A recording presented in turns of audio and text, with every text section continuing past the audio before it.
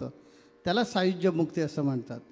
इथे रणांगण आहे, रणांगणावर कुरुक्षेत्रावर भगवान कृष्ण आणि अर्जुन एकमेकाच्या समोर उभे आहेत. एक भक्ताच्या रूपामध्ये उभा आहे आणि दुसरा गुरूंच्या रूपामध्ये उभा आहे. आणि दोघांमध्ये जो संभाषण चाललेला, संवाद चाललेला आहे, ती म्हणजे गीता. आणि ती आपण बरेच दिवस या संत संघांमधून ऐकतो आहे. त्या गीतेमध्ये जे सांगितलेलं आहे ते गुह्य ज्ञान आपल्या माऊलीने, ज्ञानेश्वर माऊलीने आपल्याला एकदम सोपं करून सांगितलेलं आहे. ते ज्ञान म्हणजे ज्ञानेश्वरी. तर इथे ज्ञानेश्वरीमध्ये माऊली आपल्याला असं सांगते की भगवान कृष्णाला ज्यावेळी अर्जुनानं प्रश्न विचारला की ते ब्रह्मतत्व मला कसं प्राप्त होईल, त्यावेळी भगवान कृष्ण त्याला समजावून सांगत असताना सांगतो काय केलं पाहिजे की त्या ब्रह्मतत्वापर्यंत जर पोचायचं असेल तर मायेला पार केलं पाहिजे. ही माया नदी जी आहे ही भयंकर उरपाटी आहे. भले भले तिच्या त्या प्रवाहामध्ये बुडून मेलेले आहेत. मग विश्वामित्र असतील त्रेतायुगातले, याने 12,000 वर्षाची तपश्चर्या केली आणि त्यांच्या आयुष्यामध्ये एक मेनका आली आणि पूर्ण आयुष्य त्यांचं उद्ध्वस्त झालं. कंडू ऋषी असतील किंवा ज्यांचं आपल्या पंचेंद्रियांवर अधिष्ठान नाही आहे, असे भले भले, मग तुम्ही भक्ती करत असा, भगवी वस्त्र परिधान करत असा, नाहीतर देवाला हृदयात खेळवत असा, जोपर्यंत पंचेंद्रियांवर अधिष्ठान नाही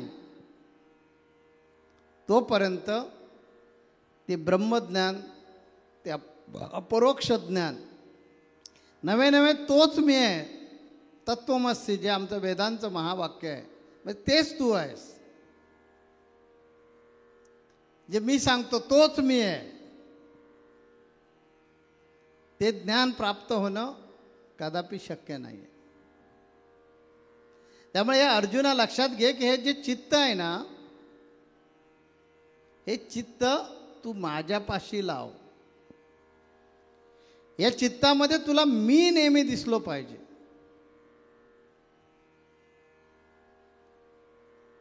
मला तू असं समजू नकोस की मी तुझा नातेवाईक आहे.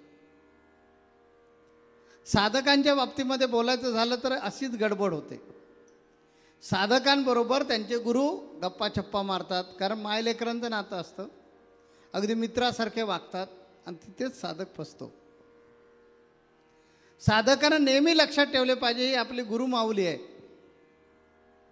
आणि आपण साधक आहोत, आपण चेले आहोत.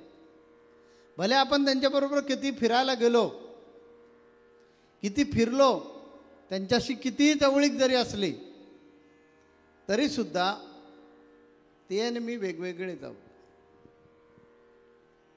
त्यांनी संपूर्ण पंचेंद्रिय जी आहेत ती काबूत आपल्या ठेवलेली आहे. पंचेंद्रियांवर विजय मिळवलेला आहे. कारण या पंचेंद्रियांना मग ते ज्ञानेंद्रिय असतील किंवा कर्मेंद्रिय असतील, यांना बिघडवणारी घाणेरडी शक्ती कोणती असेल तरी माया. ही माया एकदा का आपल्यामध्ये घुसली की सगळं संपलं.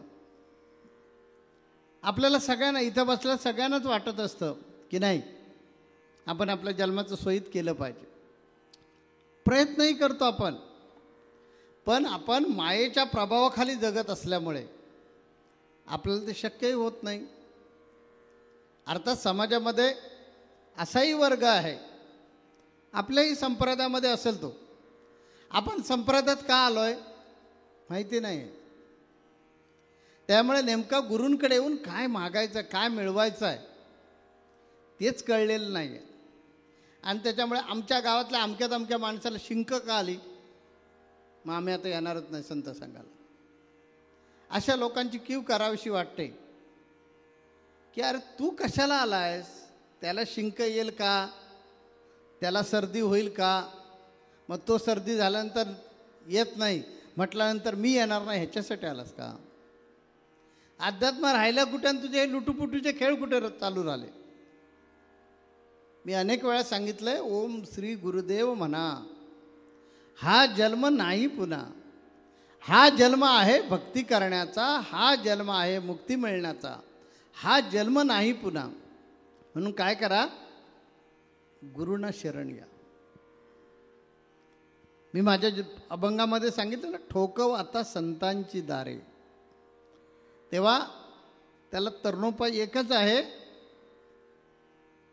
की संतांचा संग, संतांची संगत, संतांच्या संगतीमध्ये येऊन आपण आपल्यातले हे जे दुर्गुण आहेत, 3 गुण जे आहेत ना आपल्यामध्ये, रज तम सत्व, हे 3ही गुणांना मायेच्या प्रभावातून काढायचं आहे.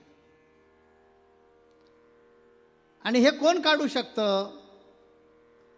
तर या आता सध्या जो पंक्ती चालू आहेत, या पंक्तीमध्ये सांगितलं ज्ञानेश्वर माऊलीने, जर तुमचं चित्त आणि मन हे गुरूंच्या चरणावर समर्पित केलात तर फक्त आणि फक्त गुरुच तुम्हाला याच्यातून बाहेर काढू शकतात. समर्पित करणं म्हणजे परत आठवण न ठेवणं की मी आहे, मी आहे. म्हणून मी माझ्या अभंगात सांगितलं ना की नरेंद्र म्हणे तुझं विकला जीव भाव.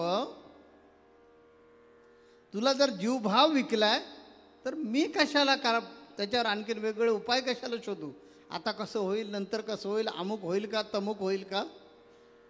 तुला जीवभाव देऊन टाकलेला आहे.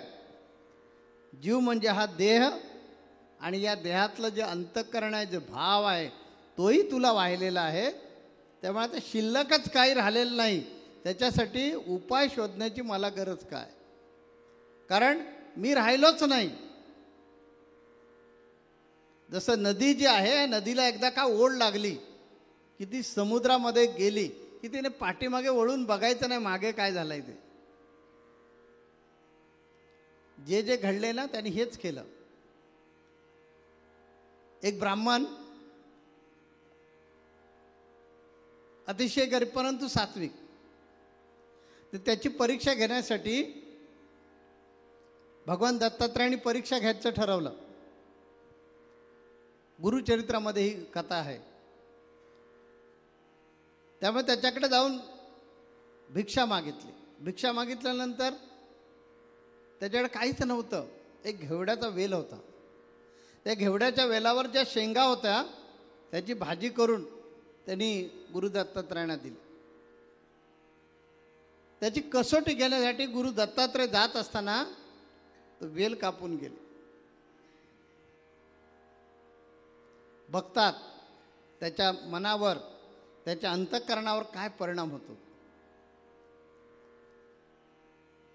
ज्यावेळी माझ्या गुरुदेवाने मला सांगितलं नोकरीच्या राजीनामध्ये, त्यामुळे मी तो सुद्धा तेच केलं. मोहपाश जे होते त्या मायेचा जो पदर होता तो कापून टाकला. म्हणजे काय की 3 महिने नोटीस देऊन मी सुटू शकलो असतो, पण नाही, ती विश्वल्लीच राहायला नको मनामध्ये. म्हणजे त्वरित कापणं हे गरजेचं होतं. म्हणून मी तो माझा बेसिक पे भरला आणि दुसऱ्या दिवशी बाजूला झालो. तसं ज्यानं समर्पण स्वीकारलेलं आहे त्याला आत्मज्ञान कठीण नाही आहे, परंतु त्याने आपला जीव आणि भाव हा गुरूंना समर्पित करावा लागतो. म्हणजे शरीर पण गुरूंना समर्पित करायचं आणि त्या शरीरामधला अंतःकरणातला भावसुद्धा गुरूंना समर्पित करायचा. तरच आपण सायुज्य मुक्तीचे भोगते होऊ शकतो. मगाशी सांगितल्याप्रमाणे जी सरिता सागराला जाऊन मिळते, ज्या वेळेला ती सागराला मिळत असते तर तिच्यामध्ये प्रचंड ओढ असते. तिचं जे पाणी असतं ते प्रचंड तीव्रतेनं सागराकडे जात असतं. ते कधी डोकावून बघतं का मागे काय झालंय? माझा हा प्रवाह जो धोधो धोधो करून समुद्रामध्ये मिळतोय तो पाठीमागे तुटलाय का, खंडित झालाय का? तिने कधी पाठीमागे पाहायचं नसतं. जी पाठीमागे पाहते ती नदीपर्यंत जातच नाही, ते डबकं बनतं. तसा हा प्रकार आहे की आपल्याला जर जन्माचं सार्थकच करायचं असेल तर हे अर्जुना काय केलं पाहिजे, गुरुना जीवभाव समर्पित केला पाहिजे. मग हे ब्रह्मतत्व समजणं काहीच अशक्य नाही आहे, मग काहीच कठीण नाही आहे. या मोहजालातून या मायेतून बाहेर पडणं मग सहज शक्य आहे.